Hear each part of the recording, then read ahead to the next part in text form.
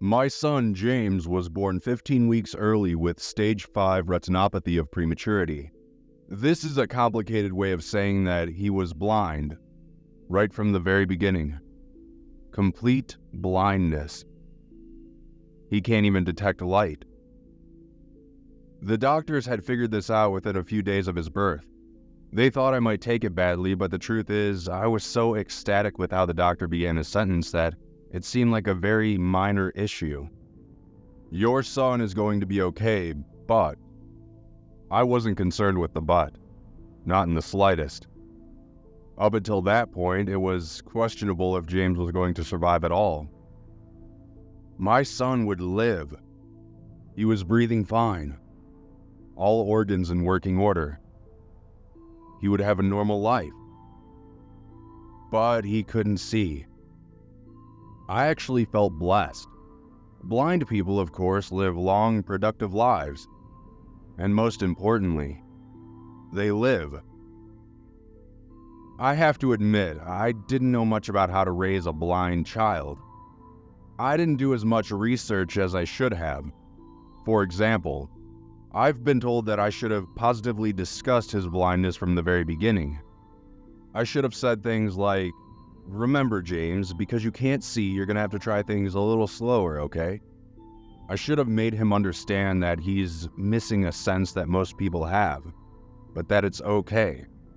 He can still find other ways to do things. I also should have tried harder to find other blind children for James to interact with. I've heard that that's crucial for raising a blind child. But I didn't do any of those things. I ignored the issue. I tried too hard to shelter him from it. I would think back to how delicate he looked the day he was born. So tiny. Like he was barely clinging to life. How the doctors told me we'll try our best that day. But I could see the doubt in their eyes. I was still just so happy James was with me that I couldn't bear telling him that he was different. Couldn't bear disappointing him. To explain that he's missing something very important. It's not that I kept James as a social recluse locked up in his bedroom or anything crazy like that. We would always go out to parks and beaches. Family was always over and interacting with James. They knew not to discuss the blindness issue, however. As best I could, I was trying to give James a normal childhood. James is now 5 years old, and just yesterday, after all this time, the issue was finally brought up. I thought I had done such a great job of sheltering him, of hiding his blindness from him. I thought he didn't know he was any different than most people. But then last night, just before his bedtime, James walked over and hugged me. I could tell he was very upset about something. He began sobbing into my shoulder. After a moment, I quietly asked him, "What's the matter, James?"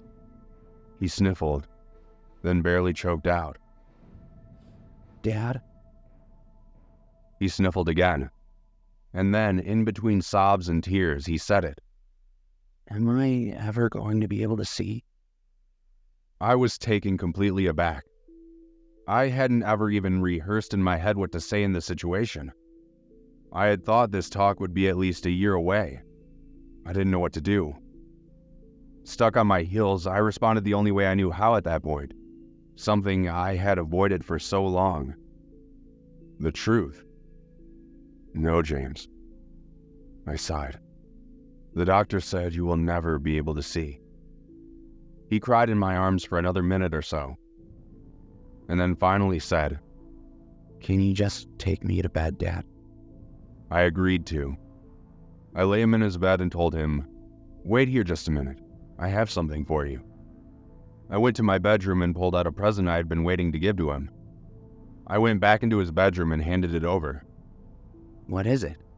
he asked. "It's a pendant," I told him. "You wear it around your neck if you want. Here." Gently, I took his hand. "Do you feel the bumps?" "What are they?" he asked. "It's called Braille. You'll be able to use it to read things and to count.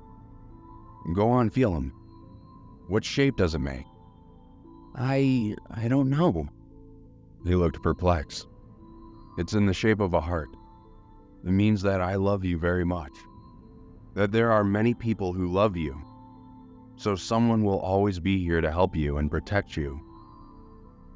So whenever you're sad, just hold on to that pendant and think of us, okay? He smiled. Also, I continued, there are lots and lots of people in the world who can't see, just like you. And there are plenty of things they learn which make their lives easier and more comfortable. The things like Braille. You're going to start learning some of these new things right away, okay? When I left his room, he looked in my general direction.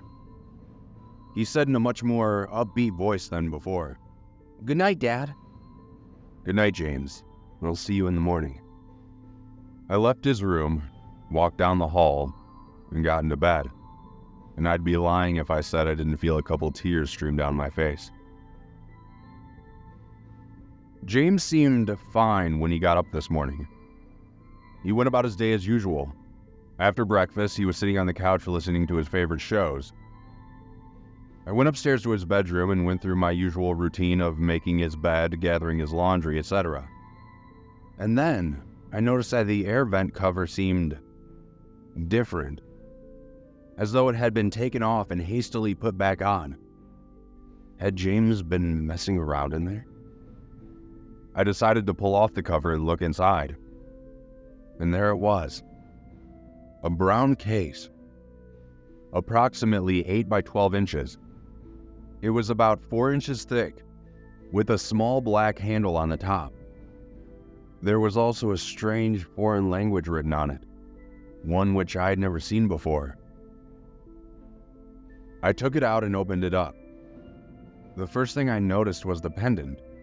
He had placed it in the box, maybe for safekeeping. I picked it up anyway and smiled. But then I noticed something else. I almost screamed at what I saw. I held my hand over my mouth. Shock was already setting in. I must have turned ghostly white. I could feel my skin crawl, the hairs on my arms and legs standing on end. It took me half a minute to realize the full extent of what I was looking at, of how impossible it was, let alone terrifying. It was a neatly drawn picture. It wasn't professionally made or anything like that, but done well enough that I could decipher what exactly was happening. James was in it. It looked just like him. He was wearing the pendant that I had given him last night, one hand feeling the Braille heart on his pendant. In his other hand was a large knife, and on the ground was me, clearly me, sliced, covered in blood, dead. "Daddy?" I heard from just outside the doorway. I quickly put the picture back in the box and then placed it in the air vent. "Coming, James." I hadn't processed this yet. I had no idea what I thought about it. I tried to go about my day. James seemed no different than usual. I didn't bring the picture up. Not yet, anyway. I was distracted while doing my normal activities. I remember doing the dishes, but my mind was really thinking, there's nobody else in the house that could have drawn that picture. And it had to be drawn last night. The pendant proves it. I remember putting James's lunch together. The door was locked all night and nobody else had a key. I remember sitting down to eat my sandwich. But how could James draw it? The picture had far too much detail for someone who's been blind his whole life. The dead person on the ground looks just like me. And he's never even seen me before. He's never seen anything before. I remember watching James playing with his toys. Can he actually see? Is he just faking it? How is that possible? How could a 5-year-old who was born without sight somehow gain his vision back while continuing to fake his blindness? What would he have to gain by faking it? I'm so lost right now. So confused. I need to really think this all over before deciding what to do. Do I talk to him about it?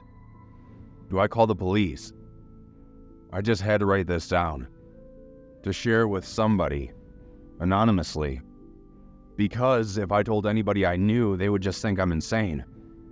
So I'm just going to post this here, with a community that deals with such strange occurrences all the time. Maybe one of you out there has a clue or some advice as to what's happening with my son.